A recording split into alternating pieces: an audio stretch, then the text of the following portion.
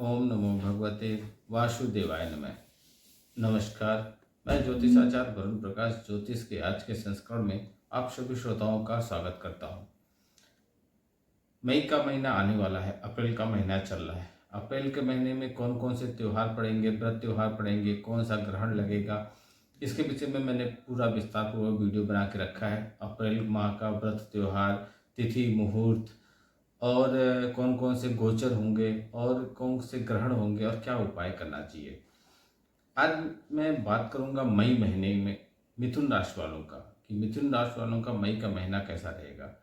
लेकिन उसके पहले मैं बताऊं, यह वीडियो बनाने का मकसद यह है कि आप अपने राशि के बारे में समझिए और आपके जीवन में किसी भी तरीके का कोई भी समस्या चल रहा है तो आप उसके बारे में अनभिज्ञ मत रहिए। उन समस्याओं के बारे में समझिए, उन समस्याओं का क्यों, वजह क्या है, समस्याओं के होने का समाधान कैसे करेंगे, इन चीज़ों के बारे में समझिए और शीघ्र अतिशीघ्र अपनी समस्याओं से छुटकारा पाने के लिए ज्योतिषी सलाह लीजिए। अगर आप किसी बीमारी से ग्रसित है तो आप डॉक्टर के पास जाते हैं। इसी तरीके से आप जीवन में किसी तरीके की समस्याओं से ग्रसित हैं तो आप ज्योतिषी के पास जाइए। ज्योतिष के माध्यम से आपका जीवन का अध्ययन किया जाएगा, आपकी कुंडली का विश्लेषण किया जाएगा, आपकी हस्तरेखाओं का, आपके शरीर की बनावट, आपकी मस्तिष्क की रेखाओं का, आपकी कई चीज़ों को देख के, उन चीज़ों के बारे में समझ के फिर आपके जीवन का एक आकलन निकाला जाएगा। क्योंकि ईश्वर ने हमारे जीवन में कई चीज़ें पूर्व निर्धारित कर दिया है।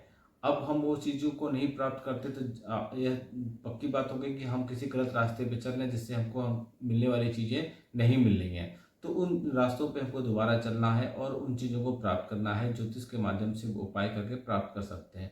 अगर मान लीजिए कि हमारे भाग्य में ये चीज़ नहीं लिखा है, कि अगर हमको भाग्य में नहीं लिखा कि हमको बड़ी गाड़ी होगी और हमको बड़ी गाड़ी चाहिए, तो उसको भी प्राप्त करने के लिए कई उपाय हैं, कई ऐसे साधन हैं जिसके माध्यम से हम अपने तकदीर का लिखा हुआ भी बदल सकते हैं। बशर्ते जो उपाय, जो नियम, जो आपको बताए जाए तरीके से, उस तरीकों का पालन करना पड़ेगा, फिर आप अपने जीवन में सफलता प्राप्त कर सकते हैं।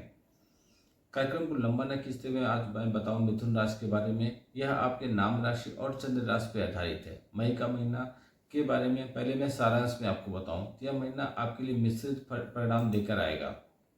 विशेषकर आपको अपने करियर में और अपने पारिवारिक जीवन में ध्यान देने की आवश्यकता पड़ेगी।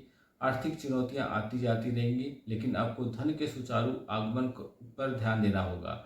लंबी यात्राओं के योग बनेंगे। यह यात्राएं आपके लिए लाभदायक होंगी और इससे आपको लाभ मिलेगा। व्यापार में उन्नति होगी। व्यापार में चल रही पुरानी समस्याएं भी दूर होंगी। समाज के रसूखदार लोगों से आपकी मुलाकात होगी। प्रेम संबंधों के लिए अनुकूल समय रहेगा। आपका रिश्ता बहुत अच्छा फलेगा फूलेगा। वैवाहिक जीवन बिता रहे लोगों को अपने विवाहित जीवन में सुख की प्राप्ति होगी। स्वास्थ्य में उत्तरार्ध में कुछ कमियां रह सकती हैं। महीने का पूर्वार्ध कुछ ठीक ठाक रहने की संभावना है। अगर आप विदेश जाना चाहते हैं तो महीने के उत्तरार्ध अनुकूल रहेगा। विद्यार्थियों को शिक्षा में सुखद परिणाम की प्राप्ति होगी। इसके लिए उन्हें बहुत ज़्यादा मेहनत नहीं करना पड़ेगा और सही तरीके से अगर पढ़ाई कर रहे हैं तो उनको सफलता मिलेगी। यह था सारांश में मई का महीना। अब एक एक चीज़ों के बारे में बात करता हूँ। पहले कार्य क्षेत्र। करियर के दृष्टिकोण से यह महीना उतार चढ़ाव से भरा रहने की प्रबल संभावना है। महीने की शुरुआत में दसम भाव में राहु, मंगल और बुध की युक्ति। कार्य क्षेत्र में आपका अपने आसपास के माहौल को देखकर मन खराब होगा। आप अपने आसपास के लोगों से झगड़ा कर सकते हैं या वाद विवाद कर सकते हैं या वाद विवाद की समस्याओं में बढ़ सकते हैं और इसका असर आपकी नौकरी पर नकारात्मक रूप से पड़ने की प्रबल संभावना है। इसलिए बहुत हद तक सावधानी रखिएगा। पारिवारिक कलह की संभावना पर है, इसके लिए सावधानी से दिमाग से काम कीजिएगा। हालांकि राहत की बात यह होगी कि आपके वरिष्ठ अधिकारी आपके पक्ष में रहेंगे और आपके काम से संतुष्ट होंगे, इसलिए आपको बहुत लाभ मिलेगा। आपको धन प्राप्ति या पुराना कोई ऐसा बीमारी उभर सकता है जिससे आपको थोड़ी सी समस्याएं हो या मुसीबत में आप आ जाए। व्यापार कर रहे जातकों के लिए यह महीना बहुत अनुकूल रहने की संभावना है। आपके व्यापार में वृद्धि के प्रबल योग बनेंगे। पहले से व्यापार में जो समस्याएं चली आ रही थी वह समस्याएं दूर हो जाएंगी और आपका व्यापार प्रगति के रास्ते पे आगे बढ़ेगा। आपको समाज के रसूखदार और इज्जतदार लोगों का सहयोग मिलेगा। उनके सहयोग से भी आपके व्यापार में अच्छी सफलता का योग बनेगा। आप कुछ नए लोगों से अपने साथ मिलाने की कोशिश करेंगे और वह आपके व्यापार के लिए बहुत अच्छा रहेगा। दूसरा, आर्थिक। यदि आपकी आर्थिक स्थिति को देखा जाए तो महीने की शुरुआत अनुकूल रहेगी। एकादश भाव में बृहस्पति, शुक्र और उच्च का सूर्य के कारण आर्थिक स्थितियां प्रबल रूप से अनुकूल रहने की संभावना है। आपके पास एक से अधिक माध्यम से धन आने का योग बनेगा। व्यापार करते हैं तो व्यापार से भी धन वृद्धि होगा और नौकरी करते हैं तो नौकरी से भी किसी न किसी प्रकार से आपको धन प्राप्त होगी। आपकी आर्थिक स्थिति बढ़िया होगी। आपके पूर्व में किए गए शेयर बाजार में निवेश या कहीं इन्वेस्टमेंट आपने किया है तो उससे आपको अच्छा खासा लाभ होगा, जिससे आप महीने को आर्थिक तौर पे अनुकूल आपके लिए दिखाई देगा। महीने की शुरुआत में खर्च में भी नियंत्रण में रहेंगे तो आपको किसी तरह कोई समस्या महसूस नहीं होगी। हालांकि महीने का उत्तरार्ध 14 मई से सूर्य 19 मई को शुक्र महाराज आपके द्वादश भाव में चले जाएंगे, जिससे आर्थिक खर्च आपके बढ़ने की शुरू हो जाएगी। कुछ ऐसे खर्च होंगे जो आपके लिए अति आवश्यक होंगे, इसलिए आप उन्हें उन खर्चों से मुंह नहीं मोड़ सकते और इसलिए खर्चों की अधिकता के कारण आर्थिक स्थिति आपका डगमगा सकता है।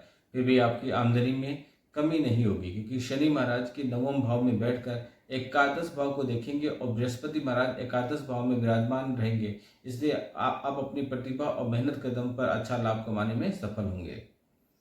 स्वास्थ्य के दृष्टिकोण से देखें तो यह महीना स्वास्थ्य के दृष्टिकोण से ठीक ठाक रहने की संभावना है। हालांकि चतुर्थ और दसम भाव पर राहु, मंगल और बुध जैसे तथा केतु जैसे ग्रहों का प्रभाव छाती में संक्रमण या जलन जैसी समस्या दे सकती है। आपको मौसम में संक्रमण से भी बचने का प्रयास करना चाहिए। मौसमी संक्रमण से इस दौरान मौसम बदलने से आपको बीमार हो सकते हैं। किसी प्रकार की बड़ी समस्या से जूझ रहे हैं तो इस दौरान शल्य चिकित्सा के द्वारा आप उसको निदान मिल जाएगा। आपको यह विश्वास रखना होगा कि आप उस बीमारी से बाहर निकल सकते हैं जो आपके इस समय चल रही है। अगर आप प्रेम में हैं या विवाहित है तो आपका जीवन कैसा रहेगा। यदि आप किसी प्रेम संबंध में हैं तो महीने आपके लिए पूरी तरह से रोमांच से भरा रहेगा। एक प्रेमिका के लिए जो आप ख्वाब रखे हैं या ख्वाब बनाए हैं वह आपके लिए अच्छा होगा। शुक्र जैसे प्यार पाने वाले ग्रह पंचम भाव का स्वामी होकर एकादश भाव में होंगे और आपकी इच्छाओं को बल देंगे। आपकी इच्छाओं को पंख लगेगा और आप अपने प्रीतम के साथ प्यार की पींगें पड़ते हुए नजर आएंगे।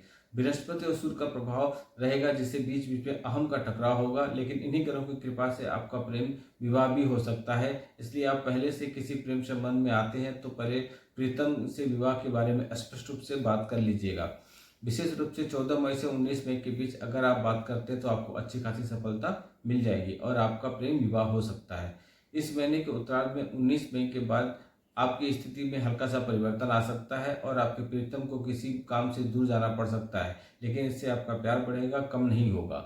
जो विवाहित है उनके लिए महीने बहुत अनुकूल रहने वाला है। सप्तम भाव के स्वामी देवगुरु बृहस्पति का द्वादश भाव में विराजमान रहेंगे, जिससे आप और अपने जीवन साथी के बीच प्रेम बढ़ने की प्रबल संभावना रहेगी।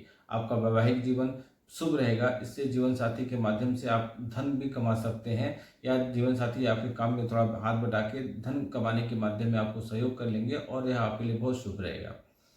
पारिवारिक दृष्टि से बात करें तो यह महीना पारिवारिक दृष्टिकोण से कुछ परेशानी रहने वाला है। चौथे भाव में केतु और दसम भाव में राहु, मंगल और बुध महीने के शुरुआत में ही स्थित रहेंगे, जिससे पारिवारिक जीवन में अशांति का दौर रहेगा। आपस में आप लोग में सामंजस्य की कमी दिखाई देगी। परिवार के लोग आपसी सामंजस्य को महत्व न देते हुए अपने निजी विचारों पर कायम रहेंगे। इससे आपको थोड़ी परिवार में सामंजस्य बिठा के रखने की जरूरत है। आपको छोटे छोटे कुछ उपाय करने हैं। उपाय मैं 3 से 4 उपाय बताऊंगा, इसमें जो आपको सावधानी से अच्छे से हो सकता है वह कीजिएगा। सबसे पहला, आपको बुधवार के दिन शाम को किसी मंदिर में काले तिल का दान करना चाहिए। आपको बुधवार के दिन नागकेसर का पौधा किसी पार्क में लगवाना चाहिए। आपको गणेश चालीसा का भी पाठ करना चाहिए। और नंबर 4, आपको अच्छी गुणवत्ता वाला पन्ना रत्न अपनी छोटी उंगली में, कनिष्का उंगली को बोलते हैं, बुधवार के दिन धारण कीजिए। यह आपके लिए बहुत शुभ रहेगा। तो उपाय आप अवश्य कीजिए। जो मैं रत्नों की बात किया हूँ, रत्न धारण कीजिए। देखिए, रत्न बाजार में आसानी से उपलब्ध होते हैं, लेकिन रत्न लाके और ऐसे पहन लेने से कुछ काम नहीं बनेगा। कभी कभी रत्न के आप अगर गलत तरीके से धारण करते हैं तो उसका नकारात्मक प्रभाव भी पड़ता है। रत्नों को धारण करने से पहले उसको हम अभिमंत्रित करते हैं, उसकी पूजा पाठ करते हैं, उसको जागृत करते हैं, कई विधि है उसके और पहनने के भी कई नियम है।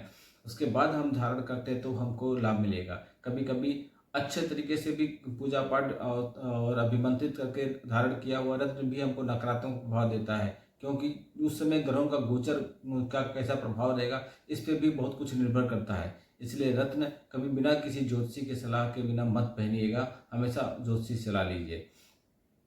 आप वीडियो को बहुत लोग तो पहुंचाइए, फॉलो कीजिए, सब्सक्राइब कीजिए। चुनाव में होने वाले परिणाम के बारे में काफ़ी कुछ प्रिडिक्शन रखा है, किया है, आप उसका वीडियो देख सकते हैं। देश की स्थिति कैसी होगी, भौगोलिक स्थिति कैसी होगी, हमारे देश की रक्षा स्थिति कैसी होगी, देश का हमारा पावर कैसा होगा, और वातावरणीय परिवर्तन या भूकंप जैसे समस्याओं से हमारी क्या स्थिति होगी, इसके बारे में प्रिडिक्शन मैंने पहले कर दिया है, आप वो देख सकते हैं। वीडियो को बहुत लोग पहुँचाइए, फॉलो कीजिए, सब्सक्राइब कीजिए, कमेंट बॉक्स में कुछ ना कुछ अवश्य लिखिए। आपका दिन से वो भोलेनाथ का आशीर्वाद आप पे बना रहे। नमस्कार, जय श्री राम।